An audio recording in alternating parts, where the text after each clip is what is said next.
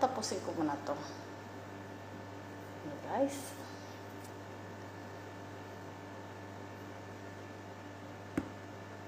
Yan ang bilo-bilong malagkit.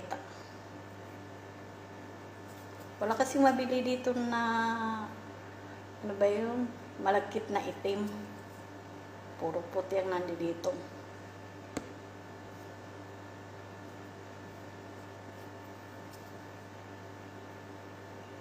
Gagawa naman ako ngayon ng bilo-bilo. Hinintay ko pa yung binili kong langka.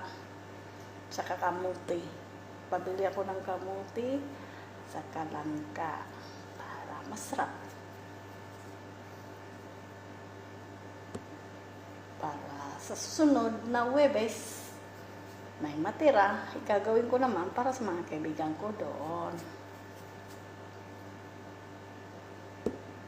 Kasi the best talagang pagkain ng Pinay.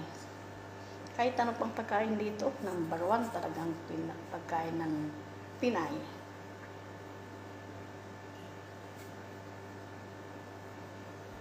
Kahit kangkong lang, ginisang kangkong with bagoong, wow, sarap na, talo na ang karne. Diba guys? So, dyan muna kayo.